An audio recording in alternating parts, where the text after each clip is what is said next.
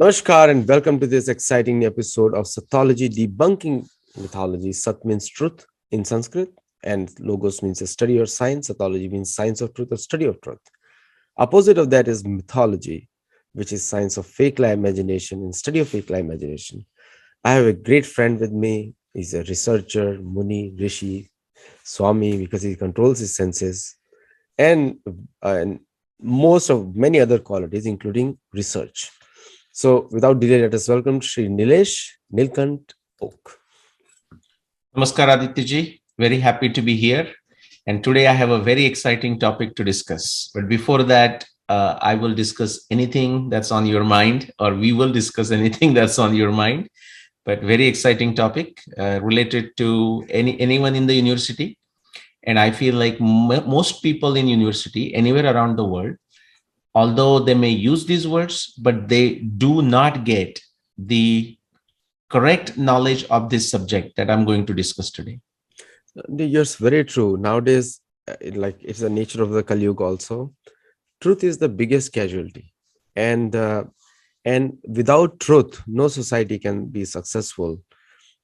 As we discussed last time also, the Yamduta tell Yamraj that you have told us that anything as per Veda is dharma, and anything which is outside the Veda is not dharma. This is what you have told us. That is Yamduta telling Yamraj. So we judge people on the basis of that. So that's how it makes it very clear what is dharma, what is adharma.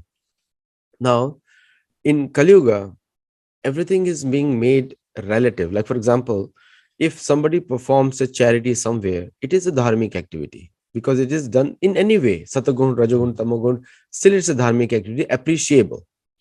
And anywhere, when Vedas talk about, they talk about the entire human race, Manushya, but not they don't talk about a particular community. It's not that dharma only applies to followers of Veda. It applies to all because Vedas are for all. So my question to you is, when I say truth is the biggest casualty, how do you see today's scenarios in world without, we don't want to discuss any specific, people can understand that the truth is actually become a biggest casualty. Yes. And Aditya ji, you actually gave the answer to that. You, in a way, you are now asked the question, but you did give an answer, and that is a wonderful answer.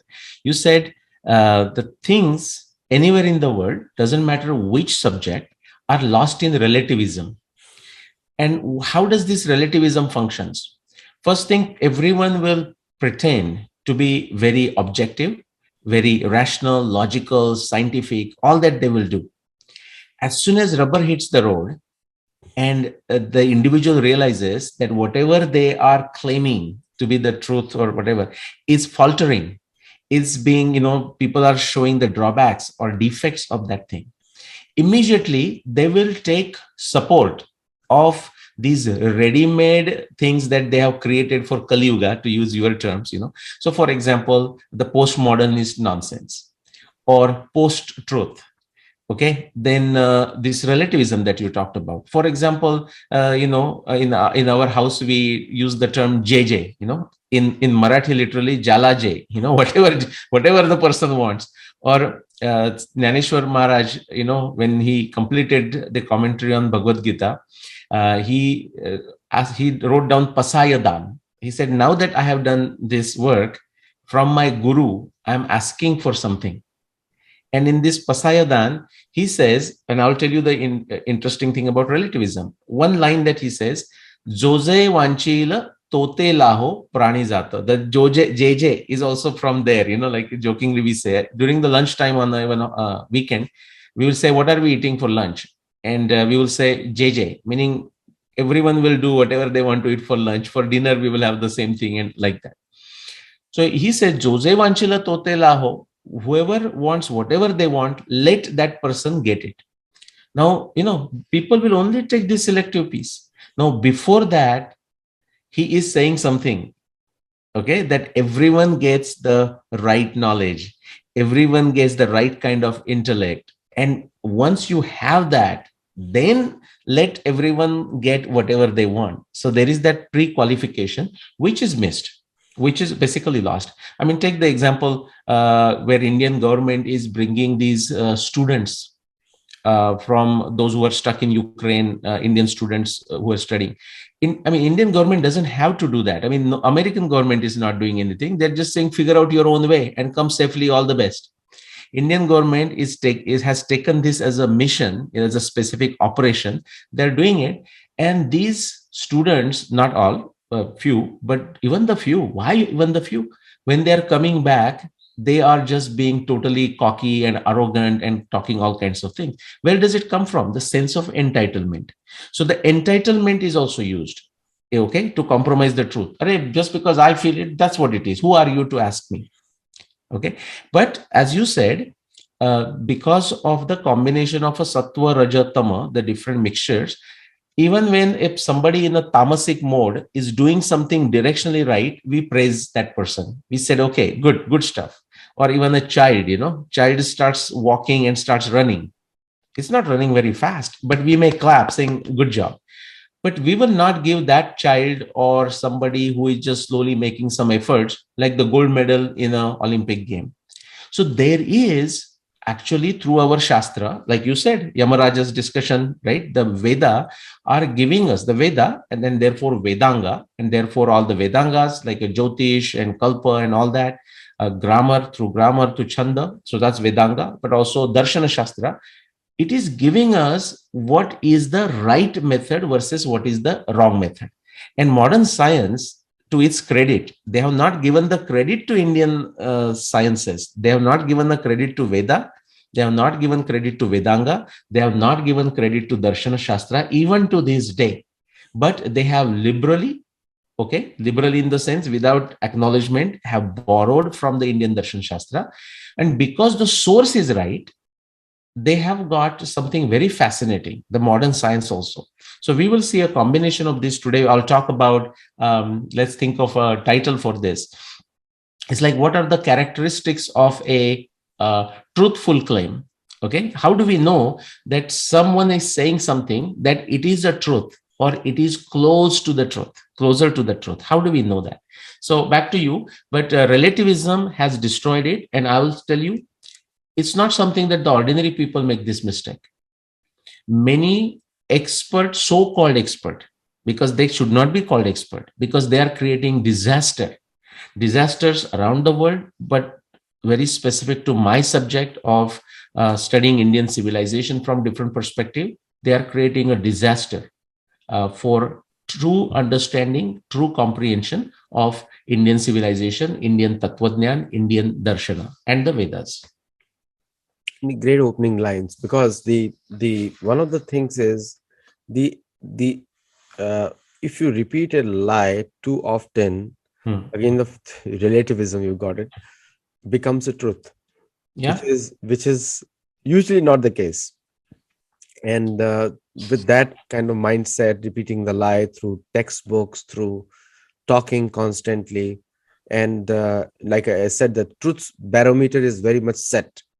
Veda is truth, yeah, and everything else is secondary. So when we so there is a relative truth and there is an absolute truth.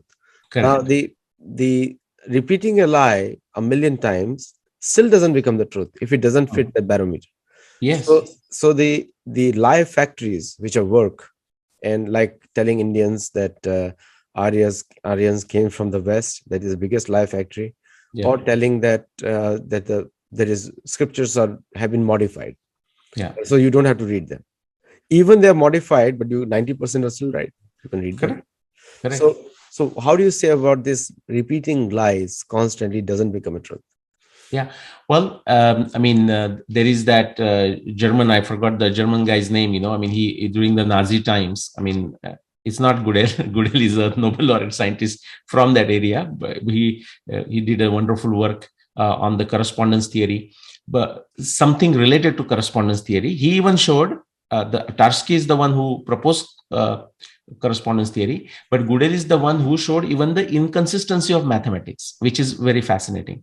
But there was another guy, I'm not getting the name, you may get it, but it's a well-known name, who just said how to use the propaganda, the propaganda to create a fake thing, but make people believe it is the truth, right? So you said two aspects there. One is like continue to repeat a lie and it becomes a truth in the common mind.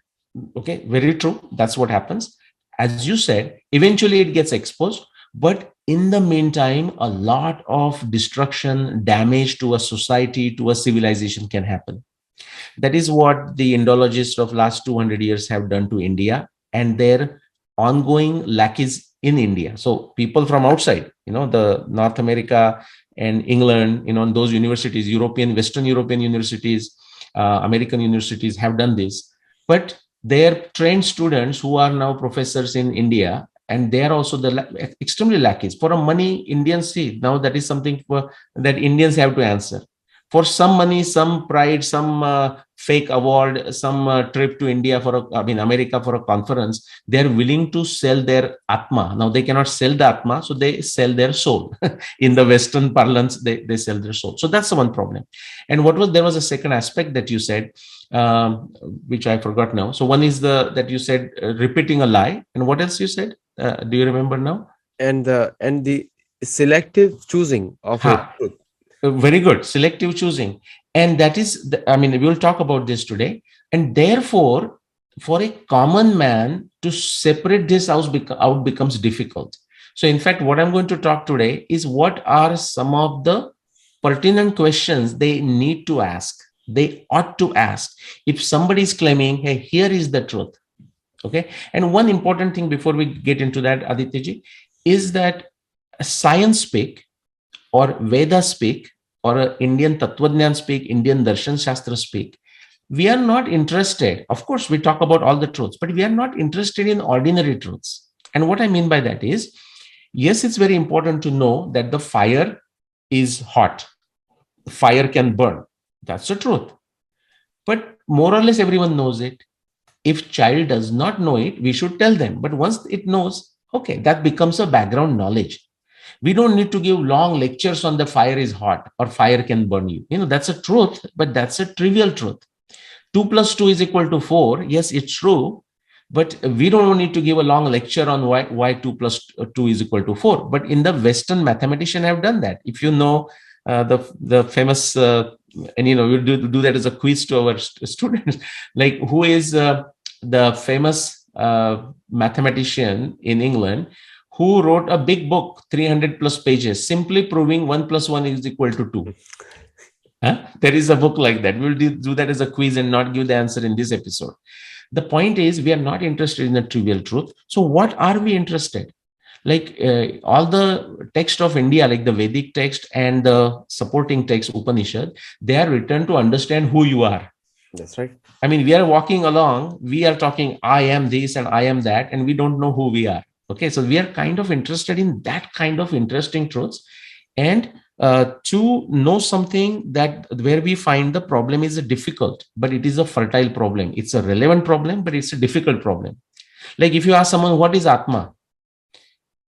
Krishna explaining to Arjun is stuttering, right? Nainam chindanti shastrani, nainam dahati pavaka. He has to also explain it in a language of what it is not rather than what it is, right? Back to you. So let's begin the presentation and the parameters of truth or science of truth, which is Sattology we're talking about today. Yeah, like if you have to say it exactly, and if you have to say in Hindi or something, we will say ki satya samajhne ke lakshan, right? Or satya siddhanta ke lakshan. What is that? Siddhant ke lakshan. Right? Something like this. I'll start sharing. And today I want to use, instead of PowerPoint, I'll use the mind mapping, free mind. It's an application that it's a very useful application, but I'll not talk about this. It's a free publicware available. You just type on a Google and you'll get it. So I don't have anything to sell there, but it's very, very useful. In fact, Adityaji, I may mention that the 3 books that I have written and the additional books that are in the pipeline, I use free mind. I use the mind mapping when I do write my book, so that's how I plan them. In fact, this particular one that I just created last night, so I thought it will be a perfect one to share.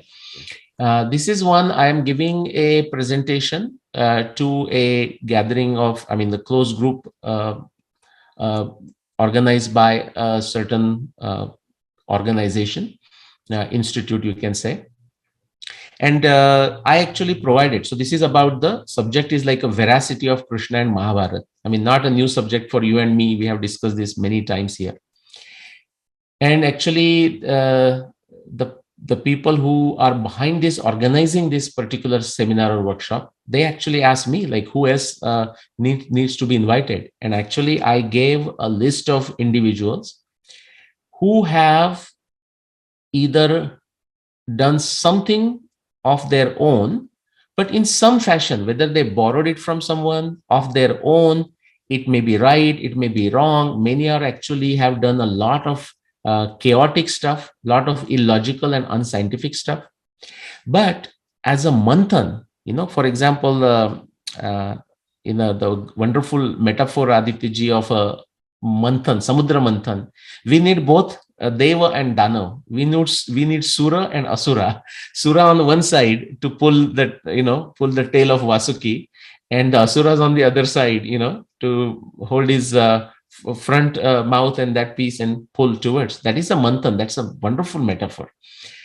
So I have suggested the names. I gave them a long list of, I don't remember now, maybe 20 plus people with their specific claims, with their whatever little contact information I had, and the function will take place. We are not going through the whole presentation that I am going to give, but a specific aspect that we just talked about it, and I thought it's very important.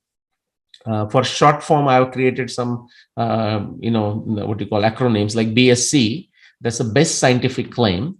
And other claims, other claims meaning if we think certain claim is the best scientific claim, what are the other claims? I've called it OCT, like other claims, other theories. Okay. Now, this gets to the Satya. How do we know the Satya? And Upanishad tells us, how do we get it? It says, Satyena labhyas tapasa yesha atma. Okay, and I'll tell you the next verse, next line. But the point is, remember we discussed, we are not interested in ordinary truth. We are not interested in 2 plus 2 equal to 4. Yes, it's a truth. We want to know it. Fire is hot. We shouldn't touch the fire. We shouldn't put finger into it. We know it. If a pot is placed on the top of a fire, like our cooking range, for a long time, we should not touch the pot carelessly. It may burn our finger. We know that. These are all truths. But these are all important yet trivial truths. Okay, when we talk about the truth, is this true? We are not interested. Like somebody comes and says, what are the names of the 5 Pandava brothers? Okay, and the person feels like, oh, he's or she's asking some important question. Adityaji, you or me should not waste time answering those questions, right? I mean, just the person either is so lazy that he cannot even go to Google, cannot go to Mahabharata text. No, so we are not talking that kind of truth.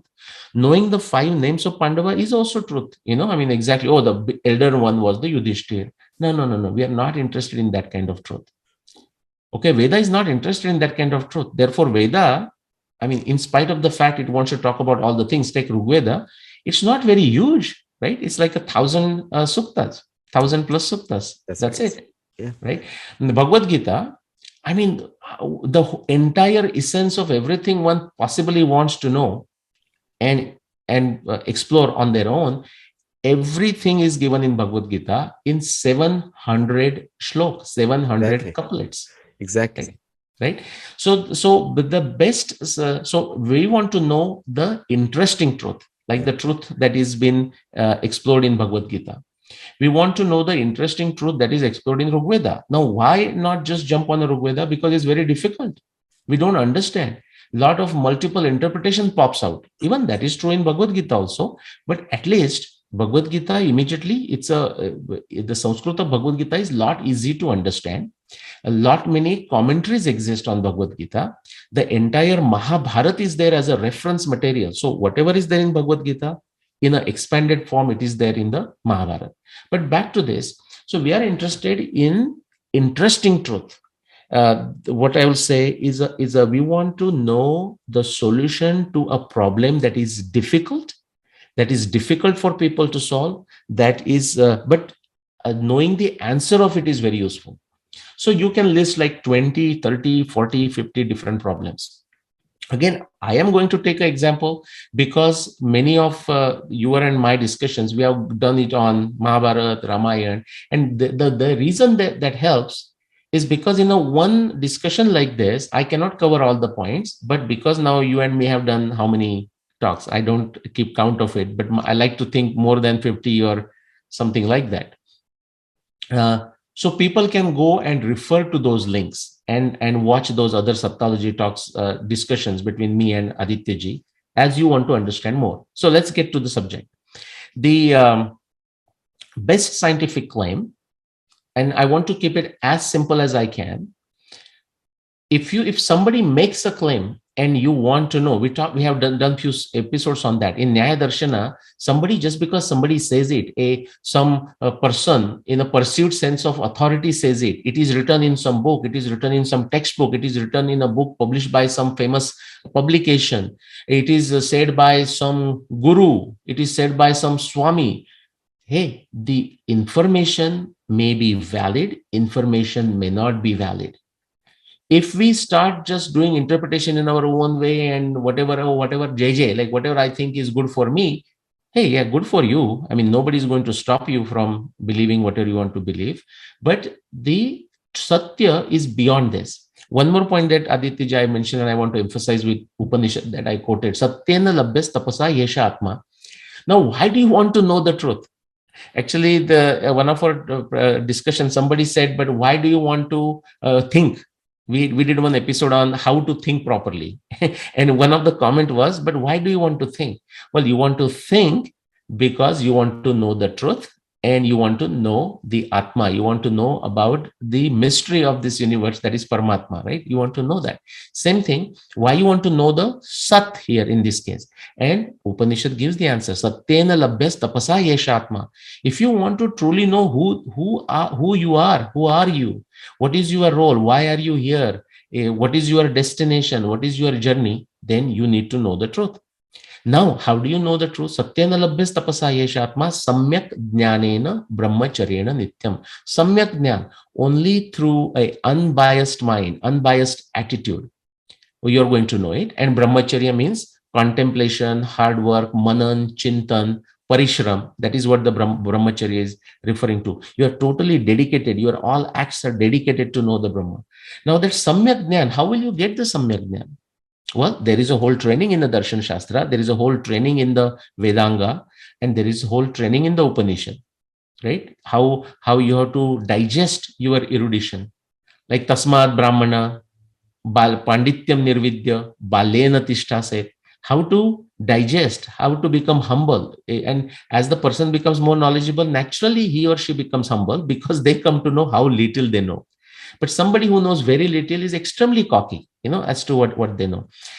Now, so through that one effort, you can have a Samyak Jnana. The other one, which all the Darshan Shastra of Indian civilization, all the six Darshan Shastra, but even beyond the Astik, but also the Nastik Darshan Shastra, even the Jaini, so Buddhist or Charvak, or all those, Lokayata, sometimes it's called, they also, even they insist on a Pratyaksha. And of course, all our Shad Darshanas, they insist on a Pratyaksha, which is what is borrowed very recently, by the way, okay, last 500 years in the Western Europe. Before that, for the Western Europe, Bible was the truth, okay, or the Old Testament, whatever you want to say, that was practically the truth. God said so, that's it, don't question. Now that attitude, unfortunately, sometimes has come to India, to even the so-called Indian researchers. That is the problem. So what I want to do is, given a very simple form, Aditya ji, what is the best scientific claim? How do we recognize it? How do we know that something is something that is being discussed or claimed is truthful?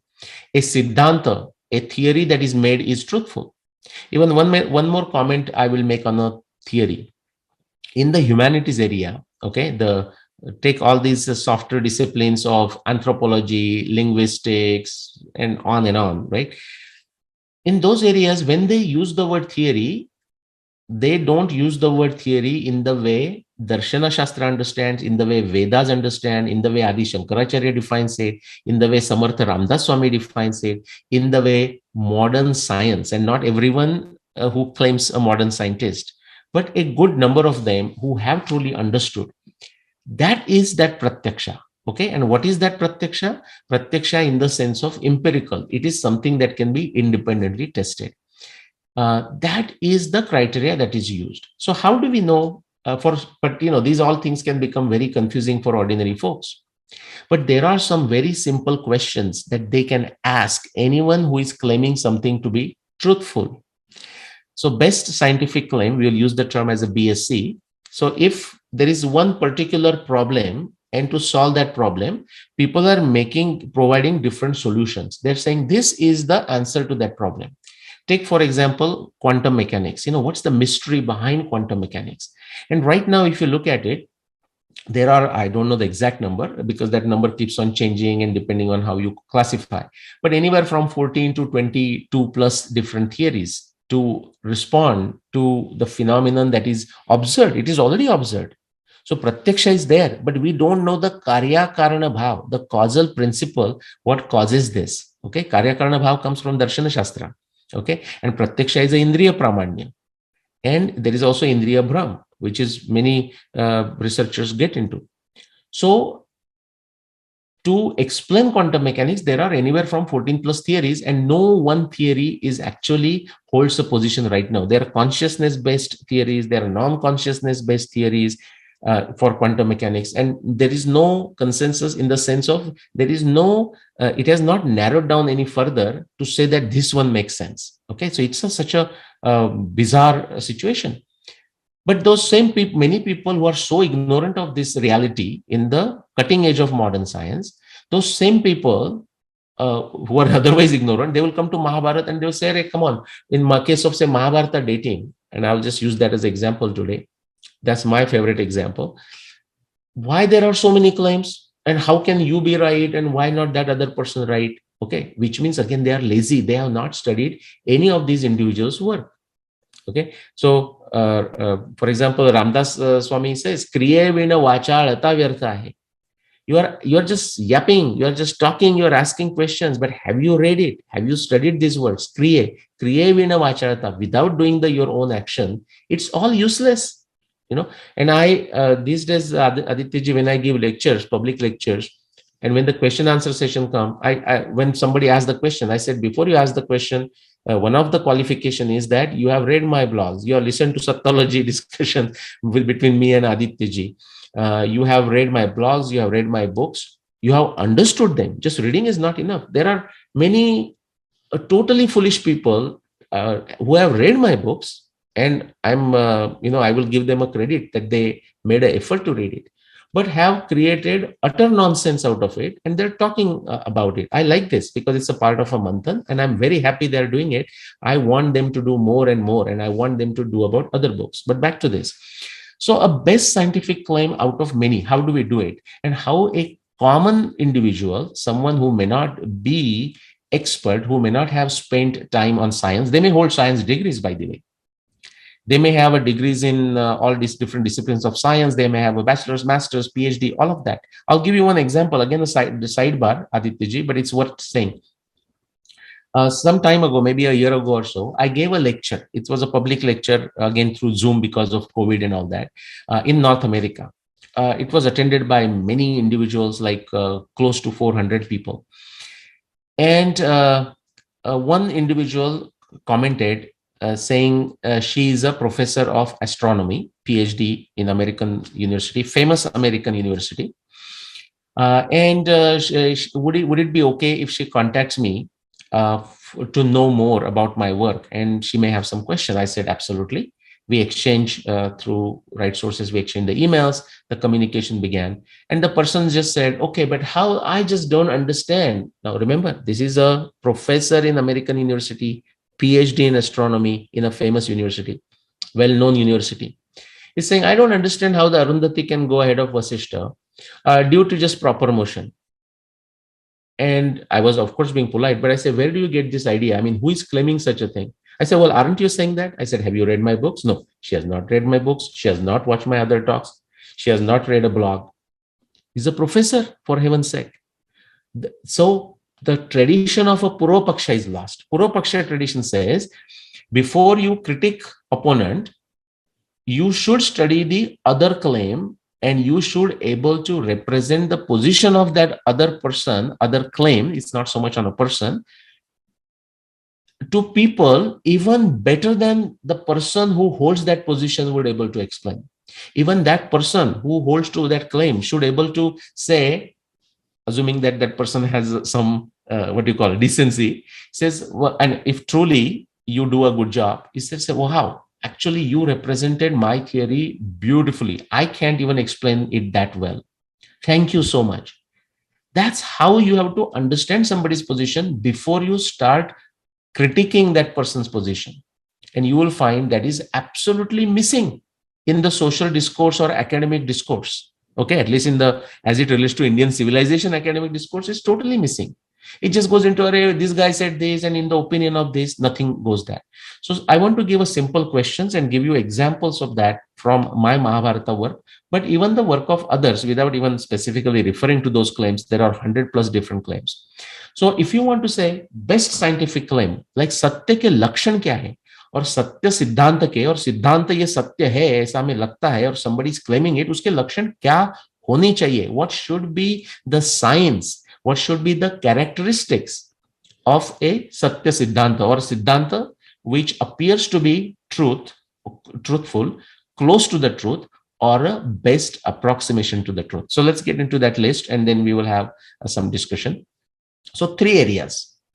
Before even we do the scientific validation of it, like by objective testing, even before that, there are criterias that we can actually look at.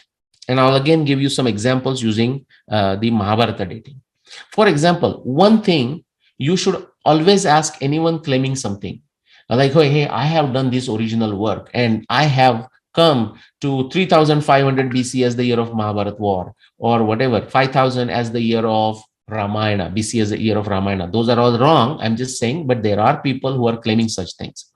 So number one, ask them, what is it? What was that tough unsolved problem? Remember, we said we are not interested in 2 plus 2 equal to 4.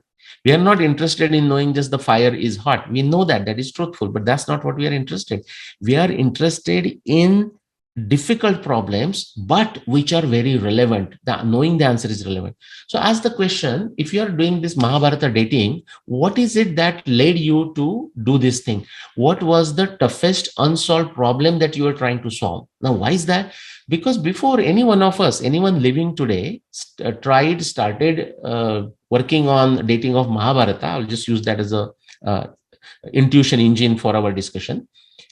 There were many others who have put some efforts and come up with some date. So why did you think that you should also need to do it when the others have already done it?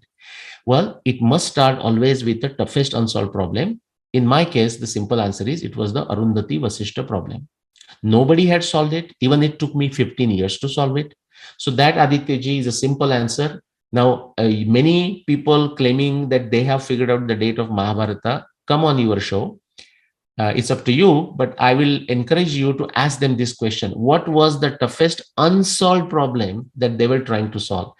Okay, now it will be very interesting and entertaining to listen to their answers. I will tell you, no, not even a single living individual who claims he or she has done something for the dating of Mahabharata will able to name it. And if that person comes on your show and you ask that question, and if they name it, I will do a Mandan and a Khandan. I'll do both Purva Paksha and Uttara Paksha. So for a simplicity for our folks who are listening, ask a simple question. This is not limited to Mahabharata dating, by the way. Somebody claims something original, you ask the question, what is the toughest unsolved problem you're trying to solve? It's a litmus test. Okay. It separates people from a truthful to untruthful.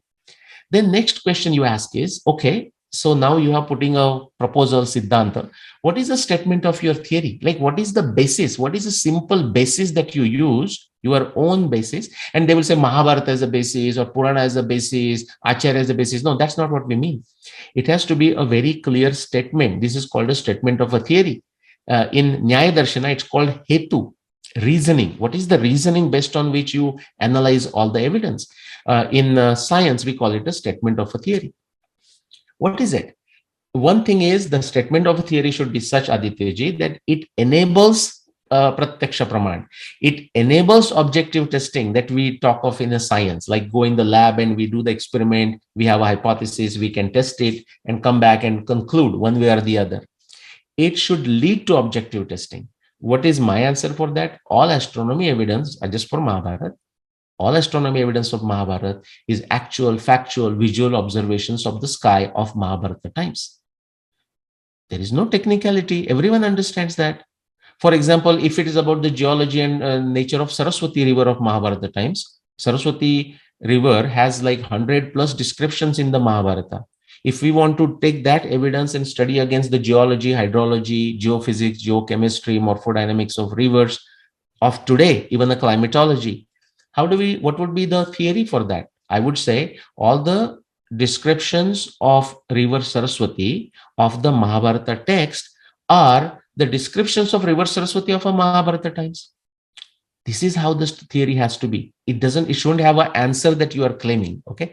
The second one is that you put the theory in such a way that it tells you what is inside the scope of that evidence, what is outside scope of the evidence. So in case of like my astronomy, it means if Mahabharata's text has a statement which has some aspect of astronomy, it becomes astronomy evidence. In case of Saraswati, if there is some description of Saraswati, some description of a climate, some description of a geology, the path of the rivers, which is a morphodynamics of rivers, it becomes part of the evidence. Anything and everything with astronomy flavor, if my theory is astronomy theory, if it is a geology theory or a hydrology theory, anything and everything with a geology and hydrology flavor. So ask people, what is a statement of your theory? And don't let that person go ahead. Demand the statement of a theory. And then don't forget, they will just give you something. Oh, you asked for it. Here is my statement of a theory. No, ask the question. You should need a knowledge to say, is this objectively testable? Do they use this theory to explain the evidence or explain it away, like run away from the evidence? Okay, that is the question. For example, no other Mahabharata researcher today dare talk about Arundhati Vasishta observation, even when they talk about astronomy evidence. Why? Because they cannot explain it and it goes against whatever they are claiming. The next one, this is a bit tough one, so I'm going to go fast through this. We can do one episode on it. Auxiliary hypothesis. Now, sometimes what we need to a siddhanta, sometimes we need a upasiddhanta. Okay, it is very well known in modern science. We need a upasiddhanta. It's a big subject, so I'm not going deep into it. Now, when you add a upasiddhanta, it can be ad hoc or it can be auxiliary. Now, how do we define what is ad hoc and what is auxiliary? Auxiliary hypothesis, the upasiddhanta, is that which leads to harsher testing of your claim. It does not allow you to run away from testing the evidence. Okay, so that's something to look at, but that can be difficult for many to understand. If you're not from science background, we'll do a separate episode on it. And then it has to be logically consistent. Again, that's a subject by itself. Aditya and myself have done many episodes on this, so I'll not go there. But let me go back to the second aspect. Now, this is all that I just showed you is before even we evaluate a particular claim. Okay. Now, after validation, we should ask the question, which is to say someone said, hey, you know what? I worked on this and this is my answer. Again, sticking with the intuition engine of Mahabharata dating. Somebody says, okay, and so I studied everything very nicely. I objectively tested all of blah, blah, blah. I use whatever they want to use. And therefore, my date is 3500 BCE. And again, I want to let people know that's nobody has claimed that date and that is a wrong date. I'm just deliberately using that as an example. So if somebody claims that after validation, now you ask the question. Remember, the first question we should ask is like, what was the toughest unsolved problem you were trying to solve? And now you should ask, did you solve that toughest unsolved problem? Okay. My answer is yes. The Arundhati Vasishtha observation is where I began and I did solve it. Okay. I spent 15 years. Until then, I did not open my mouth to talk about Mahabharata to the gatherings or to the groups or anything. If I can't solve this problem, there is no point me talking about it. Okay. Newton was working just on the motion of the moon for 15 years. We have to give credit where it is due. Newton, I worked on for 15 years, just maybe a coincidence, on Arundhati Vasishtha observation. Newton had got most of his, what you call the gravitational theory done, but moon was giving him trouble. Newton spent 15 years on the motions of the moon to perfect it, to understand it before he could come out with confidence and say, hey, here is my theory of gravitation. Okay. Where do you see that? People even don't have their claim and they're just blabbering. Okay. But even those who have a claim, they are blabbering. Now, so ask the question, first thing, ask the question, what was the toughest unsolved problem that you started your journey with, but did you solve it? Okay. Then next one, like if something is a best claim, there are few questions that you can ask. For example, this is the characteristics, Adityaji. This is the lakshan of a best scientific claim, best scientific siddhanta, best scientific theory. A BSc, a short form for that, explains facts successfully explained by previous theories, previous claims. For example, now this claim was not based by previous folks before me based on any evidence per se, other than the interpretation. But many out of 130 plus, I would say easily 50% plus, and I don't know the exact number, many agree that the Mahabharata war began on a Kartik Amavasya. Now, there are others who speculate something else. And when you explain why they speculate else, they don't understand that. Actually, the answer is there in the Mahabharata itself. Why people get misled. But many 50% plus will agree that it started on the Kartik Amavasya, the end of Kartika, okay, as the first day of war. They were saying it. My point is, my theory that all astronomy observations are actual observations of the Mahabharata times, sufficient data exist, and I'll tell you which one, phases and positions of the moon, which takes you that answer. Yes, the Amavasya was the first day of the war, and Kartik Amavasya, the end of month of Kartik, in the Amanta system, you can say, was indeed the first day of the war. Kartik Purnima has already occurred. Kartik Krishna Chaturdashi has already happened. And now the war begins on Kartik Amavasya. Something, a best scientific claim, so first it explains successfully, explained by others or claimed by others, you can say, because they didn't explain it. Nobody before me explained why Kartik Amavasya and what is the evidence from the Mahabharata text. Okay, so I can take that as my humble contribution number 1 or 2 after Arundhati Vasishtha.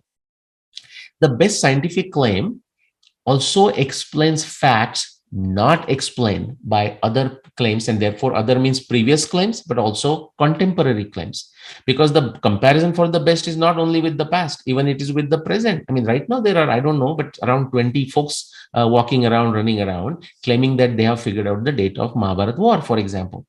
Now, you should ask the question to them, what are some of the facts that you have explained through your theory, assuming they have a statement of a theory and they started with a tough unsolved problem, that is not explained by other Mahabharata researchers, including Nilesh Oak? What is it? What are those facts?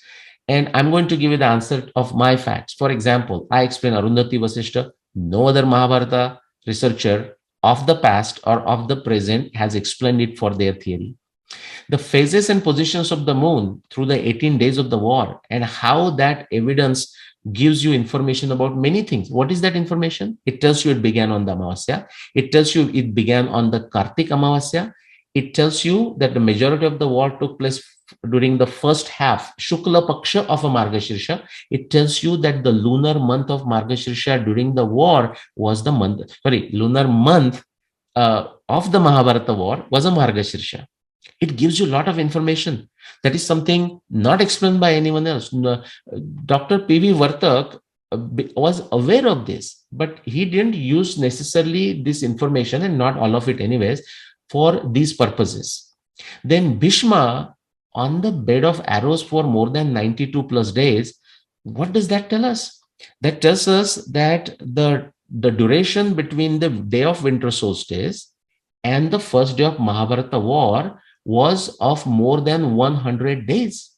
More than 100 days, which also tells you that the timing of the Mahabharata was the first part of Sharad season. This all becomes very important. These facts were not explained by any other individual of the past or of the present.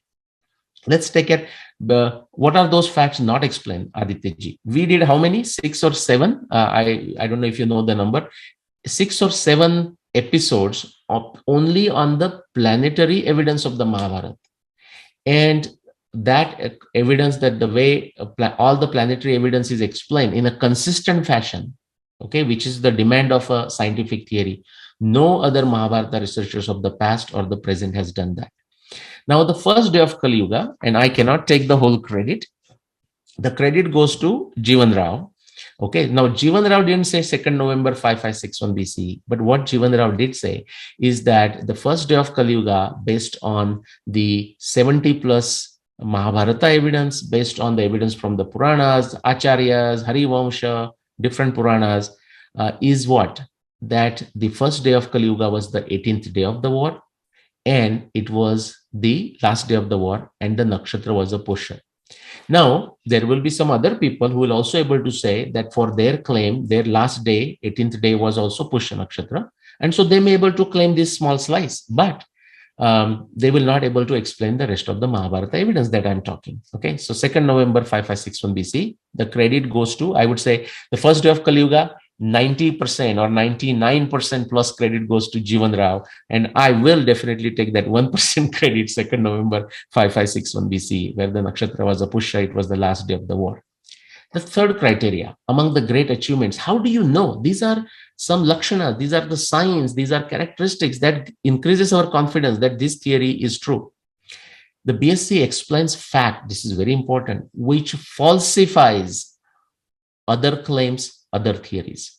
Now, do you see the Aditya, the beauty of it? It is the same things they revisit and do this because they could not explain. The other theories cannot explain AV, cannot explain phases and positions of the moon, Bhishma on the bed of arrow for 92 plus days. They cannot explain planetary descriptions and so on. Those same things actually becomes the reason why the other claims, other theories are false.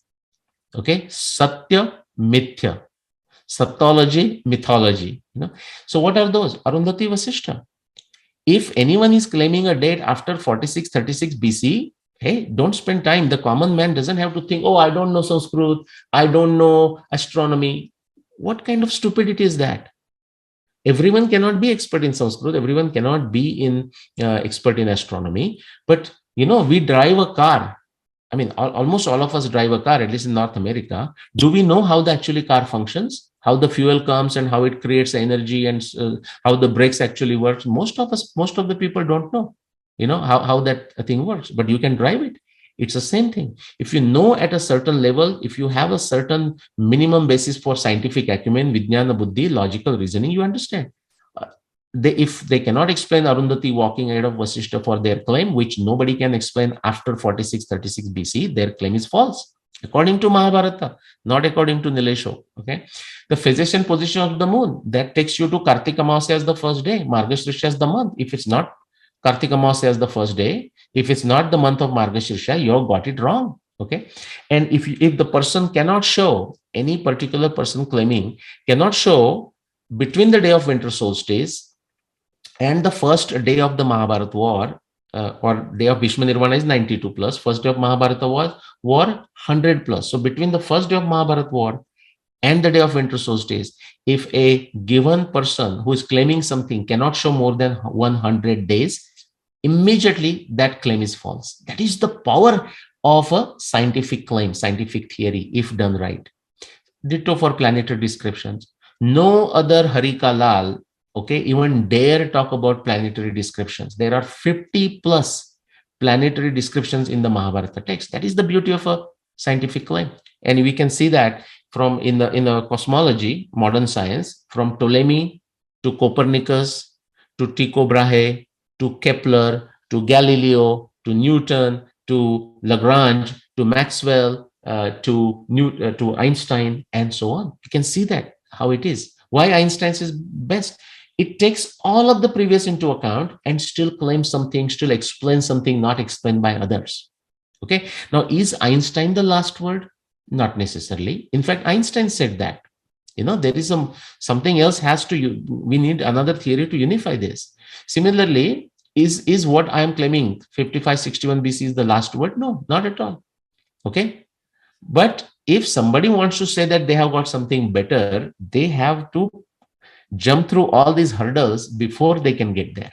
Okay, they still have to explain Arundhati Vasishta, phases and positions of the moon, Bhishma on the bed for 92 plus days, planetary description, the first day of Kali Yuga, Pushya Nakshatra on that 18th day of the war, and so on. Okay, let's go to the next one. I want to have a couple more. And something beautiful, some people may understand Aditya, others may not. The best scientific claim, a best theory, a superior theory, a better theory unifies outcomes. Now, simple way to understand would be this. For example, that is the humor, entertainment you will find with many other claims. For example, these are all from the Mahabharata text. See, what does Arundhati Vasishta says? Arundhati Vasishta doesn't give you 5561 BC. It says Mahabharata war can never happen after 4636 BCE, which is to say it can never happen in the last 6500 years. It also says it cannot happen more than 12,000 years ago, 10,248 BC and before it cannot happen. Okay. Now, that is the conclusion from Arundhati Vasishta. Now, look at some other piece of evidence in Mahabharata, like Bhishma Nirvan. What is Bhishma Nirvan saying? Or does it conflict with Arundhati Vasishta? No, it doesn't.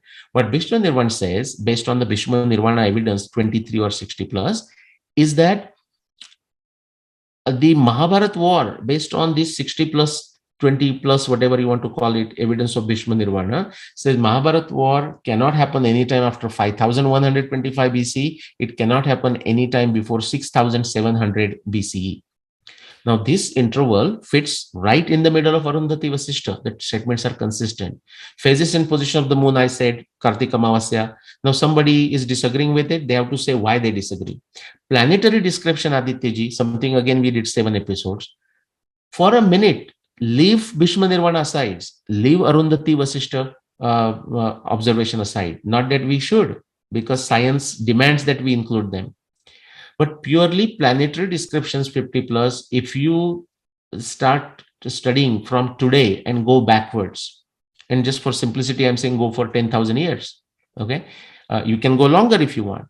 The only year for which all the planetary descriptions 50 plus of Mahabharata text makes sense is 5561 BC.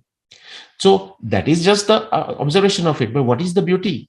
So planetary descriptions bring you together to 5561 BC. Phases and positions of the moon bring you to 5561 BC. Bhishma Nirvana brings you to that. Arundhati Vasishta brings you to that. That is the unification. But there is a unification on some other way that I will come in a minute, okay, into that last quick third bullet there. But before that, another thing, the evidence of Mahabharata, astronomy evidence, but other evidence also. And I haven't even discussed the multidisciplinary evidence yet, and probably I may not discuss it today, or I might into growth of knowledge. But beyond Mahabharata text, when you look at the evidence of Harivamsha, Bhagavad Puran, Mahabharata Tatparya Nirnaya, now that is a text from what you call Madhvacharya Sampradaya, written by supposedly Madhvacharya and his disciples, or whichever way it was done. All of these also, so beyond Mahabharata, all of this comes together. They validate 5561 BC, but something more beautiful. They allow you to establish with impeccable, objectively testable, scientific, empirical evidence, the Krishna's biography, the Krishna's whole lifetime, beginning with 27-28 June 5633 BC, all the way to 5525 BC. And we don't have an exact date. At least I have not seen the evidence which will allow us to define the exact day for the Krishna's nirvana, Krishna's passing away, so to say, in 5525 BC. That I have not seen the evidence. If it is there, it can be researched. Quickly, last point. It won't take long. So let me just make this smaller. Okay. So, and the last point about how do we know that a certain Siddhanta is truth, closer to the truth, best approximation to the truth? What are the characteristics? Well, one is that here, first, the best scientific theory should proceed from a simple, new, powerful, and unifying idea. Now, just I'll give you for my case. This is another question they should ask any other person claiming anything. Again, we are using Mahabharata dating as an intuition engine. What is my that simple idea, that new, powerful, and unifying idea? It is this. All the astronomy descriptions of the Mahabharata text are visual, factual, actual observations, astronomy context observations of the Mahabharata times. What is such a simple, new, powerful, and unifying idea? For example, just so that people with a science background understand why this is such a big deal, think of it. What Ptolemy said. Ptolemy said, Earth is at the center, everyone is rotating around. Now we know it's false, but it was that simple idea. It was a unifying idea. What is the unifying idea of Ptolemy? That Earth is at the center, everyone is rotating. When Copernicus came on the board, I'm again talking only Western European scenario. Again, Copernicus was benefited from Indian astronomy, but that's a subject by itself. Copernicus said, sun is at the center and everyone is rotating around the sun. That is that simple, new, powerful, unifying idea. Kepler came on board, and what did Kepler say? Okay, sun is at the center, fine. But Copernicus has said that the orbits are circular. Kepler said, not true. Sun is at the center, but all the orbits of the planets going around are not circular, but they are elliptical. Again, that simple, new, powerful, unifying idea that they are all elliptical. And you say, what's the big deal? Therefore, I'm giving you this example. You say, what's the big deal? Oh, all the astronomy descriptions of Mahabharata text or visual, factual astronomy observations. The big deal is people may say this statement. Many others also say, like when I do the debates with them, they will say, oh yeah, mine is also same theory. The idea, guys, is the moment the other guy says that his or her theory is the same, their claim goes out the window. It goes into the trash because they cannot take the observations of Mahabharata and show them to be visual, factual, actual observations for their date. That's the point. Okay. Then Newton came and he said, it's not just the laws are not limited. The Kepler's laws are not limited to the planets. You can actually write a formula. They are limited to everything here, what is on the earth too.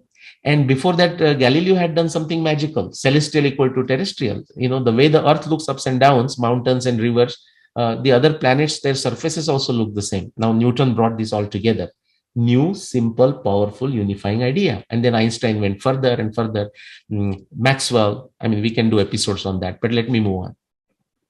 Now, the next one is BSc, the best scientific theory should be independently testable.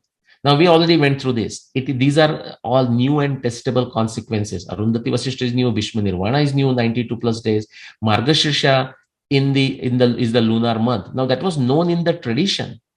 But how to test it? There was nobody has shown how to use Mahabharata evidence to test that Margashirsha was the month of the Mahabharata war. Humbly, I would like to assert that I was the first one to show that. Same thing with the 92 days between the 10th day of the war and the day of winter solstice. Immediately, there are many consequences to test that it has to be Sharad Rutu. It has to be first part of Sharad Rutu. There has to be 100 plus days between the first day of the war and the day of winter solstice, Bhishma Nirvana, and so on and so forth. Then something else, it must lead to the prediction of a phenomenon, very important, guys, which have not so far been known and observed. Okay. In case of Mahabharata, I will say flooding and destruction of Dwarka. Now we have evidence around the world, that was collected recently, 1970 to 2022. Significant anthropology evidence, genetics upheaval evidence that we know it happened in Mahabharata, but the evidence for that came in the last 30, 40 years. Physical anthropology evidence from 1991 from Cornell University. Genetics evidence, Monica Carmen's 2015. If you look at River Saraswati in the flux, the evidence is from what? I mean, maybe last 100 years, but again, solid evidence, very powerful evidence from 86, so last 40 years or so. Triangulation of Krishna's life evidence that I just showed you, that I did, and I have given a talk with Aditya ji, but also on the Sangam talk, biography of Krishna. Do watch it. It happened this year, guys, or rather last year, 2021. Okay, so it must lead to prediction of phenomena which have not so far been observed, but something else. And actually, those predictions come out true. Okay, then you know that you are on the right track. And this is that last point, and I'll stop, Aditya after this. The best scientific theory, not only it makes new prediction, new testable consequences, it makes prediction of phenomena which has not been known to this day, not been observed, not even been thought of by other people. But those predictions, not necessarily every prediction, but those predictions, those consequences, testable consequences actually come out true. And how do you see this? So it says BSc, the best scientific claim, should pass some new and severe test. Okay. I don't know how much is the time we have, but I'll just quickly talk here. But that happens in cosmology. That's why cosmology is the most successful scientific endeavor of modern science of last 500 plus years, from Ptolemy to Einstein. Every time a new person came up with the improvisation, it passes all this test, from Ptolemy to Copernicus, Copernicus to Kepler, Kepler to Galileo, Galileo to Newton, Newton to Maxwell, Maxwell to Einstein, Lagrange. For example, as soon as Kepler put forward the elliptical orbits, many new predictions came in the picture. As soon as Newton put a formula with the gravitational laws, many new prediction came. In fact, one of the prediction is that the planets will not only not go circular, but even they would deviate from an elliptical orbit. Okay, that is called a three-body problem and multi-body problem. That's what Lagrange worked on, and so on. Okay, that are the new consequences we are talking. So in case of my particular claim, BSc, so best scientific claim in for a Mahabharata dating, should pass some new and severe test, and in a different fields if possible. I mean, then it's like even a frosting on the cake. Astronomy, yes. Many of the observations of the Mahabharata text, just like Arundhati Vasishtha is one, not known, that stands the scrutiny. The planetary, many descriptions now stand the scrutiny of it. People could not understand what to make sense of it. Greatest astronomers, one of the greatest or the greatest, like in my mind, it is Shankar Balakrishna Dikshit, going back to 140 years. He said, the planetary evidence, I don't know what to make of this. I don't know how to put together consistently. If those people who are watching this, if you go back to Sattology, 5561 playlist, and between me and Aditya ji, we have done 6 or 7, or there may be another playlist, planetary evidence of a Mahabharata, 6 or 7 episodes. Do watch those. What does Vakra means? What does Pidyate means? What does Akramya means? And Sthayi means? Why the stars are, why the planets are shining brightly? All this is very consistently explained. Not to just limit to Mahabharata, you go to Harivamsha and you find the word Vakra there. It is very consistent. Harivamsha is the appendix of Mahabharata. It is consistent with the Vakra that is used in the Mahabharata. You look for oceanography evidence. Mahabharata astronomy gives you a prediction for when the Dwarka should flood, 5525 BC. Now that evidence is not coming from the stars. Now you go looking for on the ground in the Dwarka and around the world, you find tons of evidence. That is that these new predictions, new tough, severe tests, and the theory passes those. Oceanography, physical anthropology, work of Professor Kennedy at Cornell, genetics, work of Monica Carmine I mentioned, climatology, Anindyo Sarkar, showing how specifically from 7000 BC to 4500 BC, why river Saraswati was rejuvenated. It has already dried beginning 20,000 BC, meaning it was still flowing, but it was no longer the grand Saraswati.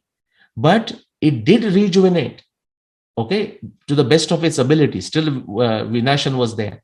During that time period, Mahabharata 5561 BC, from 7000 to BC to 4500 BC. And then it immediately dried out after 4500 BC. Hydrology, all the river paths, descriptions of Saraswati, you can explain. Geology, geophysics, geochemistry. This is the work of Konde. That can be explained. So, Aditya ji, there is one more comparison. Well, if you have gone over time, I'll stop this here. We can stop. You tell me. No, but continue. Please continue. Okay, sorry. This is the last point. I didn't see that actually. Okay, the last one. And people need to watch this episode maybe a few times because I spoke fast, and my apologies. But the last one, now okay, this is good. This tells you the great things about a specific theory, specific claim. But now, if you have two claims to choose between, now, Shraddha, Virya, Smriti, Samadhi, Pradnya, Purvakam. Somebody says, Bhai, mujhe, I don't want to make these hard efforts. I'm going to go with the Shraddha. Now, if that person has a Shraddha on the Nilesh Oak, he'll go with the Nilesh Oak's claim. If that person has a Shraddha with some other person, he will go with that person's claim.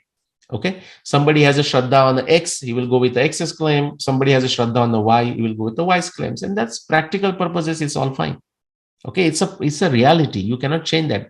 Krishna says, Yajante Satvika Devan Yaksha Rakshamsi Rajasa Pretam Bhuta Ganashane Yajante Tamasa Jana.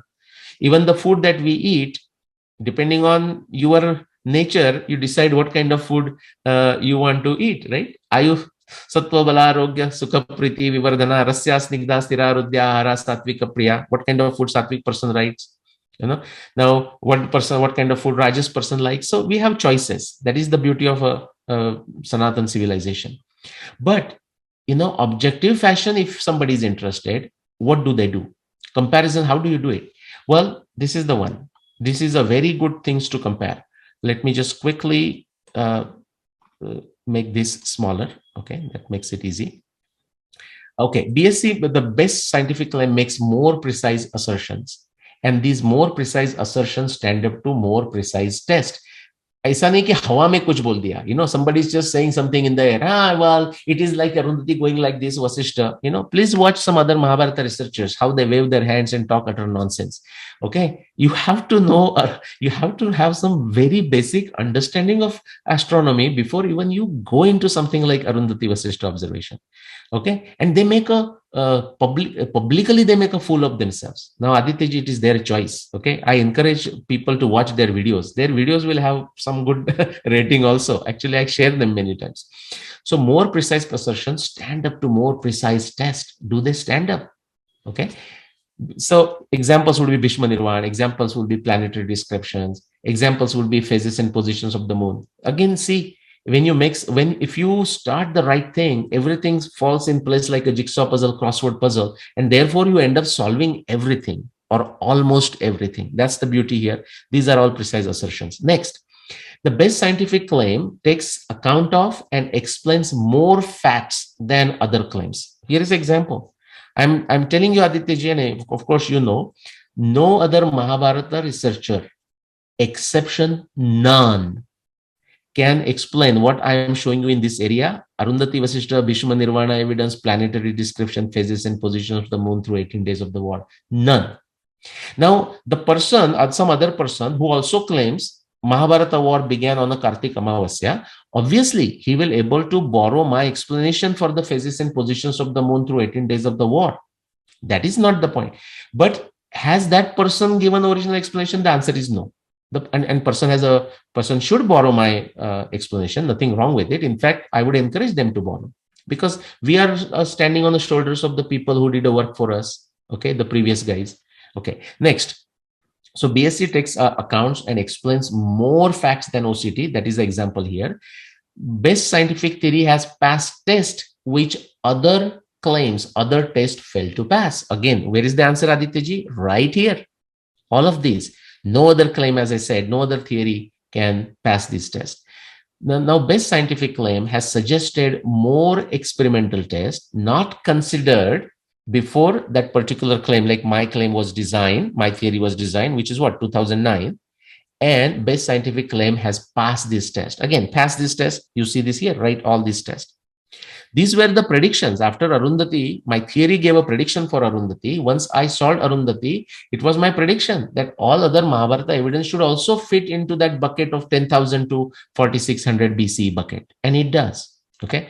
Now, BSc has unified or connected various either to related problems. Has it? Yes. Within astronomy, but outside, going through those all areas that we looked at. Climatology, oceanography, hydrology, geology, genetics, physical anthropology. That is that unification of all the unrelated problems. Somebody is looking, like, there are some people giving lectures on Dwarka. And, they find some flood and say, Arey, this is the flood in Krishna's Dwarka. No, Dwarka had many floods. You cannot take one flood and say that is Krishna's Dwarka flood. Okay.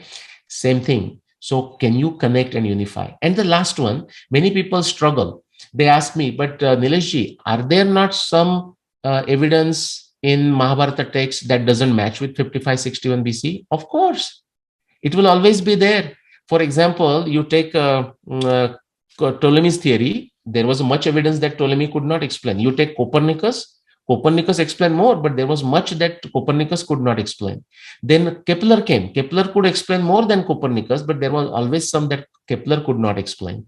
Galileo could not explain. Then Newton came. Newton explained more than Kepler, but there was much more that Newton cannot explain. Then Maxwell came. He could explain more than Newton, but not everything. Einstein came. He could explain more than Newton and Maxwell, but not everything. Therefore, Einstein said it's not the last word. So yes, there are some observations in Mahabharata, or if I do work on Ramayana, that do not match with 5561 BC. Why that is the problem? When you watch a tennis match, for example, and for example, those tennis enthusiasts, like there is a game where Federer has defeated another great player, Nadal, 6-0, 6-0, 6-0. I mean, not always, once, right? But even in that 6-0, 6-0, 6-0, so Nadal did not win even a single game, forget the sets.